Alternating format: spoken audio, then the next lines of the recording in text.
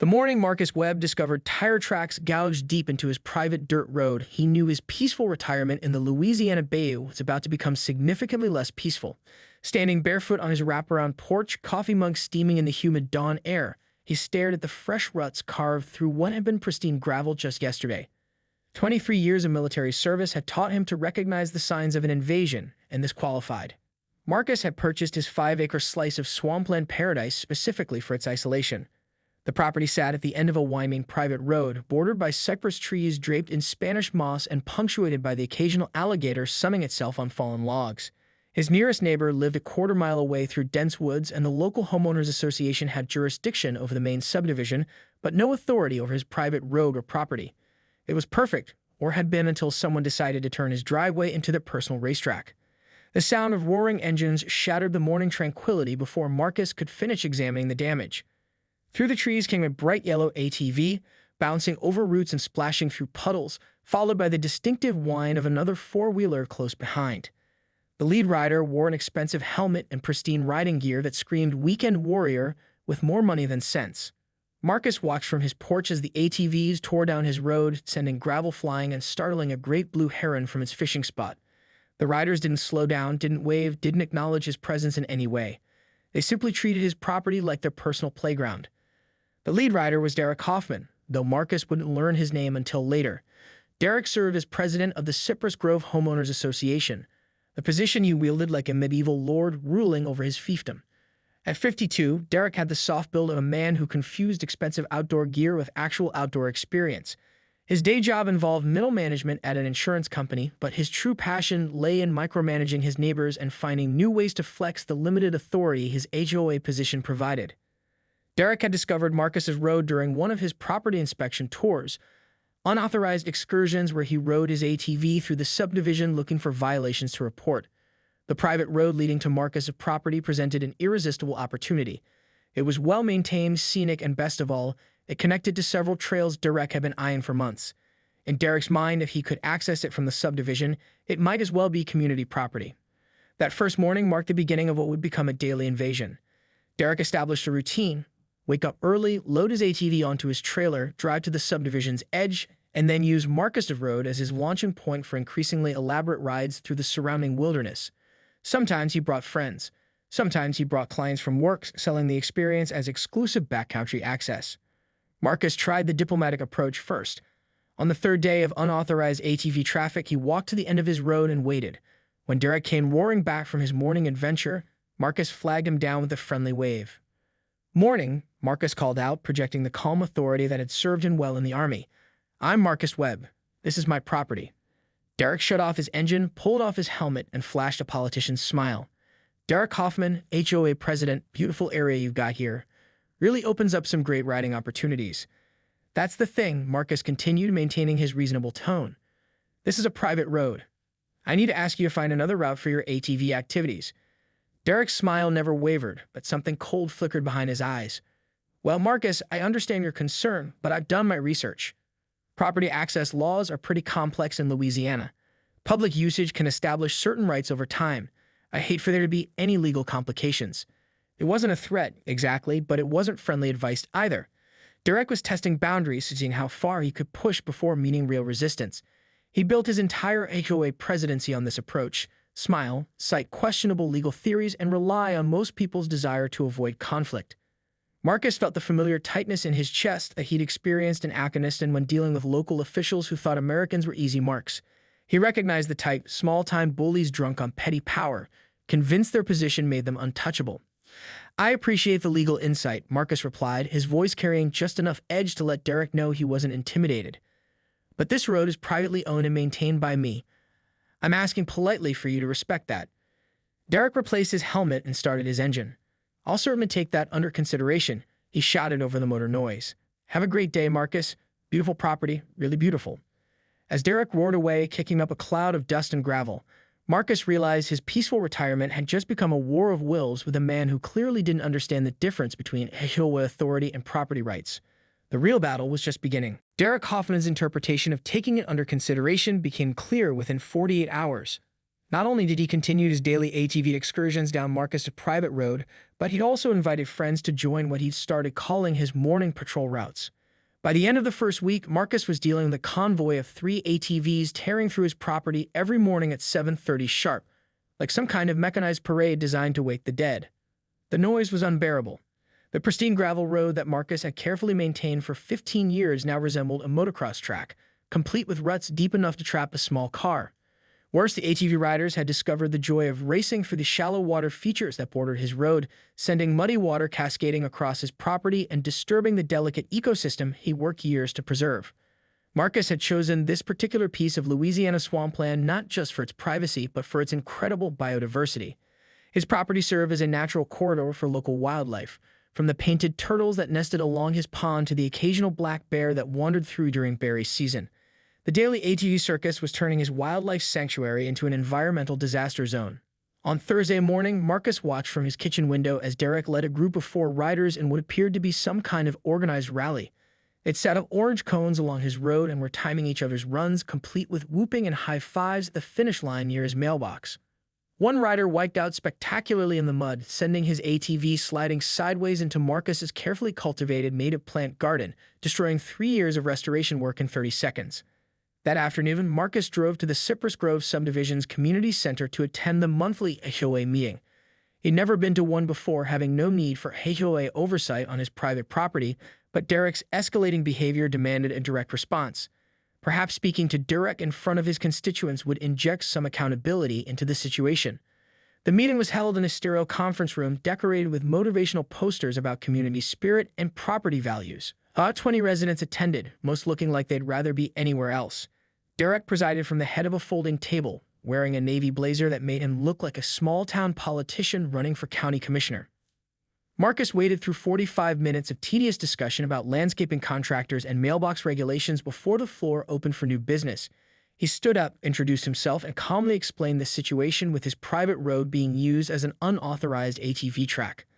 "I've spoken with Mr. Hoffman directly about this issue," Marcus concluded, maintaining his military bearing despite the frustrated looks from residents who clearly wanted the meeting to end. "But the unauthorized use of my property has continued and escalated. I'm hoping the HOA can help resolve this matter internally." Derek's response was a masterclass in political misdirection. He stood up, adjusted his blazer, and launched into a prepared speech about community access, recreational opportunities, and property rights working both ways. He painted Marcus as an antisocial newcomer trying to restrict long-established community traditions. The routes in question have been used by residents for recreational purposes for years, Derek announced with the confidence of a man who convinced himself his lies were truth. Mr. Webb's property, while technically private, serves as a crucial link in our community's trail system. We need to balance individual property rights with the established recreational needs of our neighborhood. It was complete fabrication, but Derek delivered it with such authority that several residents nodded along. Marcus realized he was watching a man who perfected the art of bureaucratic bullying, someone who used official-sounding language to make unreasonable demands seem reasonable. After the meeting, Marcus approached Derek directly. "Those trails haven't been used by residents for years because they don't exist. You created this tradition last week." Derek's politician smile never wavered. "Marcus, I think you're misunderstanding the complexity of the situation. Property usage rights, especially in unincorporated areas, involve a lot of gray areas. I hate to see this escalate into something that requires expensive legal intervention." "Are you threatening me?" "I'm offering friendly advice between neighbors. Sometimes these property disputes can get really complicated, especially when there might be questions about things like septic system permits, building code compliance, or environmental regulations. Louisiana has very strict rules about development in wetland areas." The threat was crystal clear. Derek was prepared to weaponize every bureaucratic tool at his disposal to make Marcus's life miserable if he didn't surrender access to his road. It was extortion wrapped in a smile and dressed up in HOA authority. Marcus had dealt with corrupt officials before, but never in his own backyard. In Afghanistan, at least, the corruption was straightforward: pay the bribe or face the consequences. Derek's approach was more insidious, hiding behind legitimate-sounding concerns while systematically violating property rights. The escalation began the next morning. Marcus woke to the sound of chainsaws and discovered Derek's crew had cleared several trees along his road, supposedly to improve sight lines for safety reasons. They'd also installed reflective markers every 50 feet, turning his private drive into what looked like a public thoroughfare. By afternoon, Derek had established a staging area at the entrance to Marcus Road, complete with a portable toilet and a cooler full of beer. A hand-painted sign reads Cypress Grove Trail Access Point, with an arrow pointing down Marcus's private driveway. When Marcus confronted the workers, they produced a work order signed by Derek in his capacity as HOA president, authorizing community safety improvements to recreational access routes. The workers were polite but firm. They had official authorization and intended to complete their assigned tasks. Marcus realized Derek had moved beyond simple trespassing into something approaching a hostile takeover. The man was systematically claiming his private property through a combination of bureaucratic intimidation and brazen misrepresentation of authority. That evening, Marcus called his lawyer, a sharp woman named Patricia Santos, who specialized in property rights cases. After listening to his story, she delivered the news he'd expected but dreaded. "You're dealing with someone who understands that most people won't fight back against official-sounding authority," Patricia explained. "He's banking on you either giving up or spending more in legal fees than the property is worth. The good news is his actions are clearly illegal. The bad news is proving it and stopping it will take time and money." "How much time?" "Could be months. Maybe longer if he's determined to drag it out. In the meantime, he'll keep escalating until you either surrender or find a way to make continued trespassing too expensive for him to maintain." Marcus hung up the phone and walked onto his porch, listening to the evening sounds of his swampland paradise. Somewhere in the distance, he could hear the low rumble of Derek's ATVs practicing for tomorrow's assault on his property. A great blue heron called from across the water, and Marcus found himself wondering how long the wildlife would tolerate this mechanical invasion before abandoning the area entirely. Derek had made a critical error in his assessment of his opponent. He'd assumed Marcus would behave like a typical suburban homeowner, frustrated but ultimately passive when faced with bureaucratic pressure. Derek didn't understand that he was dealing with someone who'd spent 2 decades navigating much more dangerous conflicts with much higher stakes. Marcus had been patient and diplomatic because he preferred peaceful solutions, but Derek had mistaken restraint for weakness, and that miscalculation was about to prove very expensive. The sound of diesel engines rumbling to life at 5:30 in the morning shattered what remained of Marcus's patience. Through his bedroom window, he watched in disbelief as Derek supervised the unloading of 8 ATVs from 2 trailer trucks at the entrance to his private road.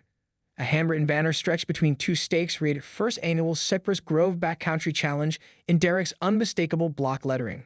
Marcus threw on clothes and stormed outside to find Derek wearing an official-looking safety vest and clipboard, directing traffic like he was organizing the Indianapolis 500.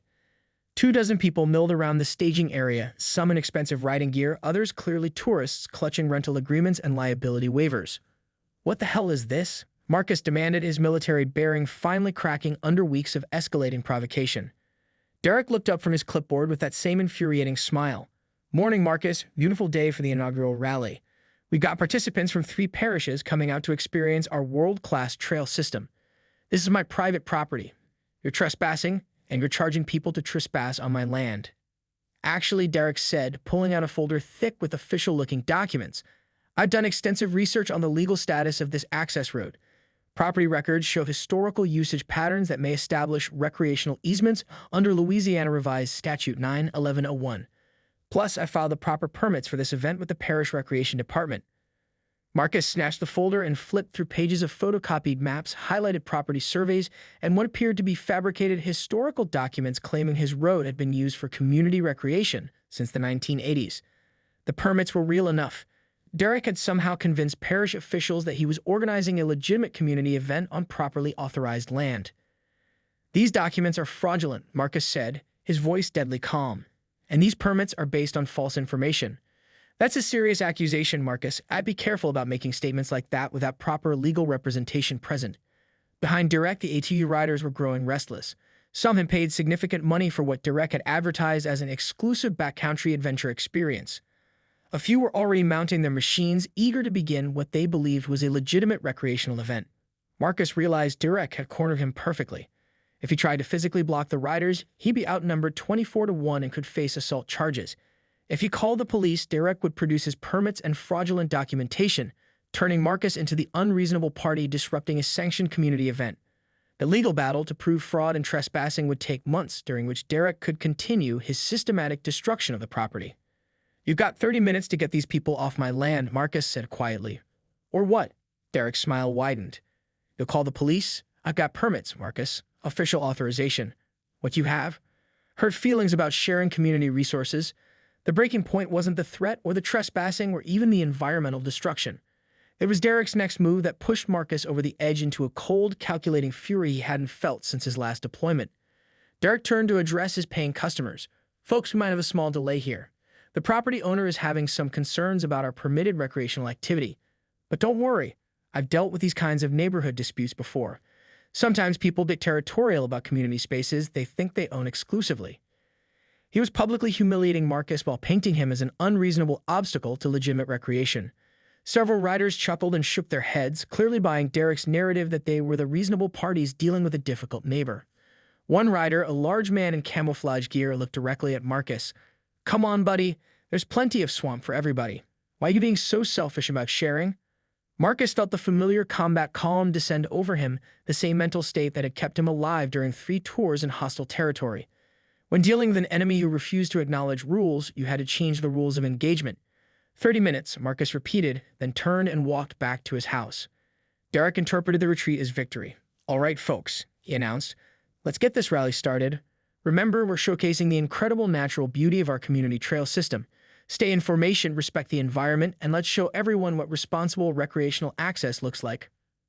Marcus watched from his porch as the convoy of ATVs roared down his road, Derek leading the pack like some kind of mechanized Pied Piper.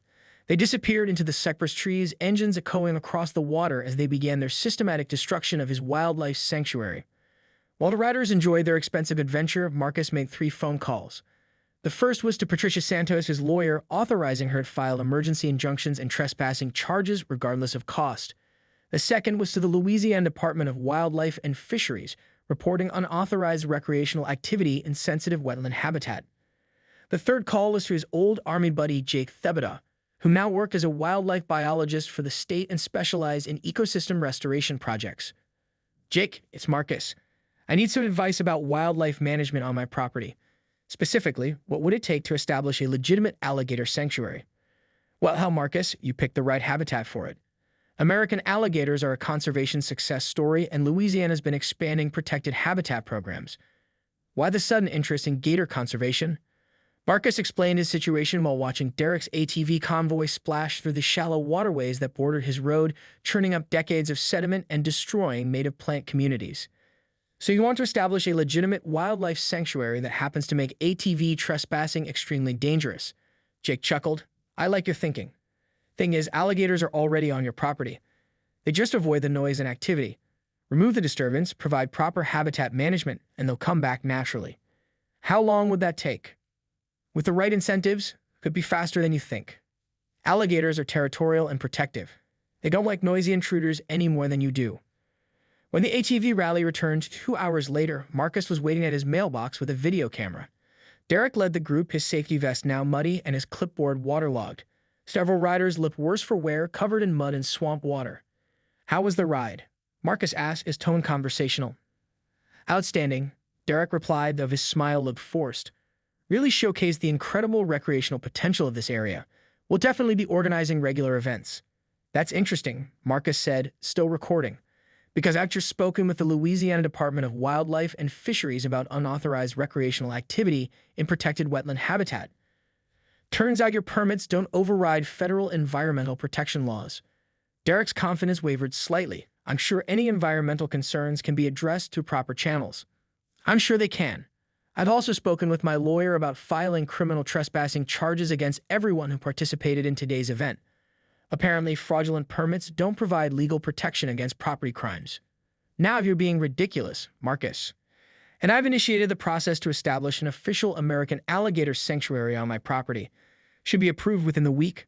Once that's in place, any unauthorized human activity will be considered harassment of protected wildlife." The smile finally disappeared from Derek's face. "You can't just declare your property a wildlife sanctuary." "Actually, I can. Louisiana has very progressive programs for private conservation easements. My property already meets all the habitat requirements. The only thing that's been preventing natural alligator populations from establishing territory here is the noise and disturbance from unauthorized recreational vehicles." Marcus clicked off his camera and looked directly at Derek. "You wanted to turn my private road into a community resource. Congratulations. In about a week, it's going to be a federally protected wildlife corridor patrolled by some of the most territorial predators in North America." Derek opened his mouth to respond, but Marcus had already turned and was walking back toward his house. Behind him, he could hear confused murmurs from the ATV riders as the implications of Marcus's announcement began to sink in. The war was far from over, but Marcus had finally found the perfect weapon: nature itself. Derek Hoffman spent the following week in a state of aggressive denial, convinced Marcus was bluffing about the alligator sanctuary. In Derek's mind, establishing wildlife protection required months of bureaucratic red tape, environmental impact studies, and expensive legal procedures that a retired military man couldn't possibly navigate quickly. He built his entire strategy around the assumption that Marcus would eventually give up when faced with prolonged bureaucratic warfare. Marcus, meanwhile, worked with the efficiency of someone who spent 20 years managing complex logistics under pressure. Jake Thibodeau proved invaluable, fast-tracking the conservation easement paperwork through his contacts at the Department of Wildlife and Fisheries. The property already qualified for protection under 3 different environmental programs, and Marcus's military record and genuine commitment to conservation impressed the reviewing officials. By Wednesday, official signs were posted at the entrance to Marcus Road: Protected Wildlife Habitat, American Alligator Sanctuary. Unauthorized entry prohibited. Violators subject to federal prosecution. Derek drove past the signs Thursday morning and laughed out loud. In his experience, government signs were just intimidation tactics with no real enforcement behind them. He'd been ignoring various regulations for years as HOA president with minimal consequences. Besides, he'd already promised his insurance company colleagues another exclusive backcountry experience for Friday morning, and Derek never broke promises to potential clients. What Derek didn't know was that Marcus had spent the week implementing what Jake called aggressive habitat restoration. This involved removing the artificial barriers that had been keeping alligators away from the road area, establishing basking sites near the water features that bordered the drive, and most importantly, relocating 3 large American alligators from overcrowded areas elsewhere in the parish. The alligators were magnificent specimens, 2 females measuring 8 and 9 feet respectively, and one particularly impressive 12-foot male that Jake had nicknamed the Senator, due to his territorial attitude and complete intolerance for intrusion. All 3 had been selected specifically for their size, health, and notably aggressive response to human disturbance. "These aren't pets," Jake warned as they watched the Senator slide into the water near the road's edge. "They're apex predators who have been relocated to what they now consider their exclusive territory. They'll be especially defensive for the first few weeks while establishing dominance." Marcus nodded, understanding the implications perfectly. "How territorial are we talking?" "Put it this way, that big male will consider anything within 50 yards of his basking spot to be a direct challenge to his authority. Alligators don't negotiate or retreat. They eliminate threats." Friday morning arrived with the kind of humid stillness that precedes Louisiana thunderstorms. Derek loaded his ATV onto his trailer, drove to the subdivision entrance, and prepared for what he privately decided would be his definitive statement about property rights and community access. He'd invited 2 colleagues from his insurance office, both potential clients for a group policy renewal worth significant commission. "This is incredible access," Derek explained as they unloaded their ATVs. "Most people pay hundreds for guided swamp tours, but we've got exclusive riding rights through some of the most pristine wetland habitat in the parish." Bob Chen, the regional sales manager, looked skeptically at the wildlife sanctuary signs. "Are you sure we're supposed to be here? These signs look pretty official." "Trust me," Derek replied with practiced confidence. "I'm the HOA president. I know exactly what we can and can't do in this area. These signs are just the property owner's attempt to intimidate people away from legitimate recreational access." They mounted their ATVs and headed down Marcus's road, Derek leading with the swagger of a man who believed his own propaganda. The morning was unusually quiet. No bird calls, no rustling in the underbrush, just the mechanical roar of their engines echoing across still water. Marcus watched from his concealed position near the midpoint of the road, binoculars focused on the water where the Senator had been basking 20 minutes earlier. The massive alligator had slipped into the murky water when the engine noise first became audible, but Marcus could see the distinctive V-shaped wake that indicated he was moving parallel to the road, tracking the source of the disturbance. Derek's ATV hit the first water crossing at full speed, sending up a spectacular spray that he knew would impress his passengers. What he didn't see was the Senator emerging from the deeper water, 12 feet of prehistoric muscle and territorial fury responding to what he perceived as a direct challenge to his domain. The attack happened with the lightning speed that makes alligators such effective predators.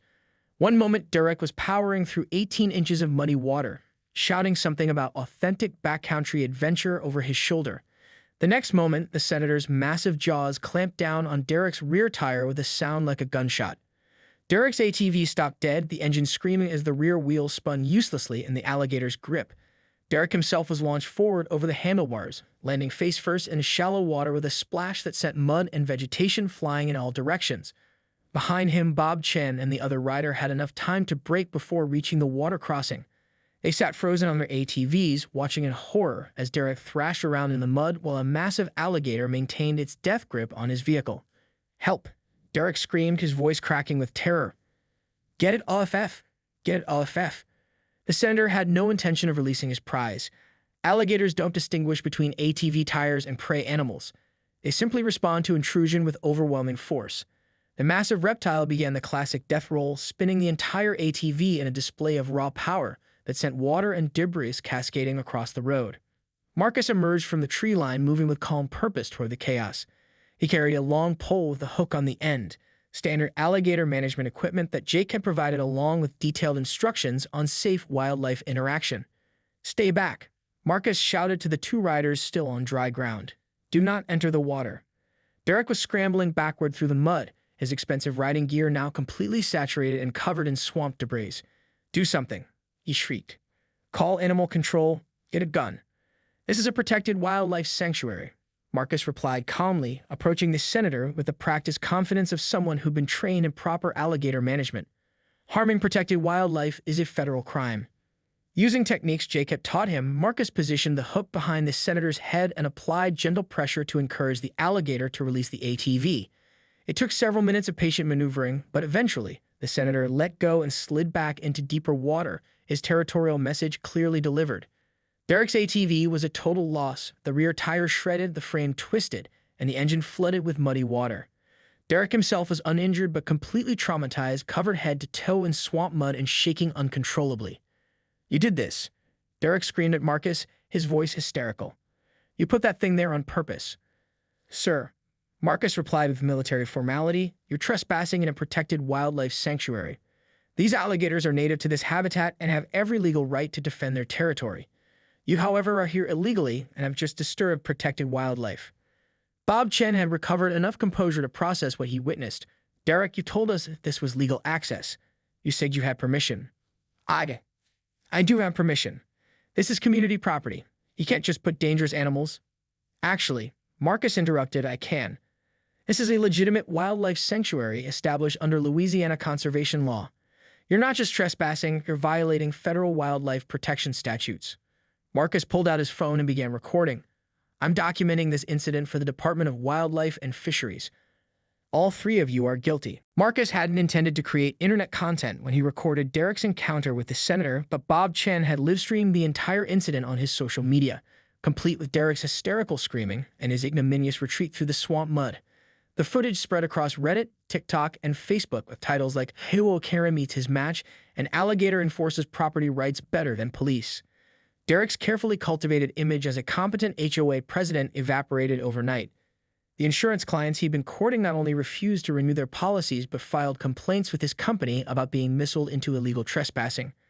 His employer, already embarrassed by the negative publicity, placed Derek on administrative leave pending an investigation into his judgment and decision-making abilities. The legal consequences prove even more devastating. Patricia Santos had filed comprehensive trespassing charges against Derek and everyone who participated in his unauthorized ATV events. The fraudulent permits Derek had obtained became evidence of criminal fraud, and the Department of Wildlife and Fisheries imposed substantial fines for harassment of protected wildlife in a designated sanctuary. But the most satisfying consequence for Marcus was the emergency HOA meeting called by the residents of Cypress Grove subdivision. Marcus attended as an observer, sitting in the back of the packed community center as Derek's constituents expressed their outrage. The meeting had been organized by Linda Rodriguez, a retired teacher whose property adjoined the subdivision's main entrance and who'd been documenting Derek's increasingly erratic behavior for months. "We elected Derek to manage community standards," Linda announced to the overflow crowd, "not to wage personal vendettas against neighboring property owners using fabricated authority." Derek sat hunched at the head table, still bearing visible scratches from his encounter with Louisiana's native wildlife management system. His navy blazer was gone, replaced by a rumpled polo shirt that made him look like what he'd always been beneath the official titles, a middle-aged man whose small-scale power had gone to his head. "The incident at Mr. Webb's property represents a complete failure of leadership," continued Linda. Derek misrepresented HOA authority, engaged in systematic trespassing, and exposed our community to legal liability through his reckless behavior. Resident after resident stood to voice their complaints. Many had been unaware of Derek's ATV activities, but the viral video had educated them quickly about their president's unauthorized use of his position. Others shared stories of Derek's bullying tactics, his threats to cite non-existent violations, and his general abuse of HOA authority. Jim Patterson, a local contractor, stood up with a folder of documents. Derek threatened to report me for building code violations if I didn't give him a discount on his deck renovation. When I refused, he spent 6 months harassing me with frivolous complaints to the parish building department. Sarah Mitchell, a young mother, followed with her own story. Derek told me my children's playground equipment violated community standards. When I pointed out we don't have any rules about playground equipment, he said he'd create some if I didn't move it. My kids were too scared to play outside for weeks. The pattern was clear. Derek had been using his position to settle personal grudges and extract favors through intimidation. The alligator incident had simply been the most spectacular example of behavior that had been escalating for years. When Derek finally stood to defend himself, his voice lacked its usual authoritative confidence. I've always acted in the best interests of our community. The situation with Mr. Webb was complicated. Property rights in unincorporated areas involve complex legal issues that require careful navigation. You charge people money to trespass on private property, Linda replied flatly. You forged historical documents. You threatened a property owner with bureaucratic retaliation when he asked you to respect his rights. There's nothing complicated about any of that. The vote to remove Derek from his position was unanimous except for Derek's own vote. The motion to ban him from holding any HOA office in the future passed by an even wider margin. By the end of the evening, Derek Hoffman's reign as the petty tyrant of Cypress Grove had officially ended. Marcus didn't speak during the meeting, but afterward Linda approached him with an apologetic smile. Mr. Webb, I want to personally apologize for our community's failure to address Derek's behavior sooner. We should have stopped this before it escalated to the point where you needed to take such creative measures. No apology necessary, Marcus replied. Sometimes problems solve themselves if you give them the right environment.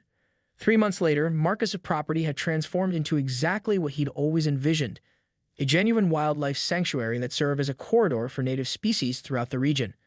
The alligator population had stabilized with the senator ruling the territory near the road, while the 2 females established nesting sites in the deeper wetlands. Bird populations had returned in remarkable numbers, and Marcus had documented several species that hadn't been seen in the area for decades. The destroyed ATV remained where Derek had abandoned it, slowly being reclaimed by the swamp. Jake Thibodeaux had suggested leaving it as both a territorial marker for the alligators and a warning to future trespassers. Vegetation was already growing through the frame, and a great blue heron had taken to perching on the handlebars during its morning fishing expeditions. Derek himself had quietly disappeared from the community. His insurance company had terminated his employment after the negative publicity made him a liability with clients. His house in Cypress Grove went up for sale within a month of his removal from the HOA, and neighbors reported seeing moving trucks during a weekend when most residents were away. The new HOA president, Linda Rodriguez, had established an entirely different relationship with the community. Her first official act was to send Marcus a formal letter apologizing for Derek's behavior and acknowledging his property rights. She also included a small donation to support his wildlife conservation efforts, funded by selling Derek's abandoned ATV for scrap metal. Marcus framed the letter and hung it in his kitchen, not as a trophy, but as a reminder that most people were reasonable when they weren't being manipulated by petty tyrants who confused authority with power. On quiet mornings, Marcus would sit on his porch with his coffee and watch the senator sunning himself on the log that had become his preferred basking spot. The massive alligator had developed what almost seemed like a routine patrol of the road area, as if he understood his role as the sanctuary's chief security officer. The peace Marcus had originally sought in his Louisiana retirement had finally been achieved, protected not by lawyers or police or bureaucratic processes, but by the simple and immutable authority of nature itself. Derek had spent months trying to establish dominance through manufactured authority and bureaucratic intimidation, but in the end, he'd been no match for 12 feet of prehistoric predator who recognized only one law, the territorial imperative. Sometimes the best solutions to human problems could be found by remembering that humans weren't actually in charge of everything. Sometimes you just needed to let nature handle the situation with the kind of direct, unambiguous authority that no HOA president could argue with or appeal to a higher court. Marcus raised his coffee mug in a silent toast to the senator, who acknowledged the gesture with the dignified indifference of a creature who had never doubted his own authority and never would. The war was over and the swamp had won. The end.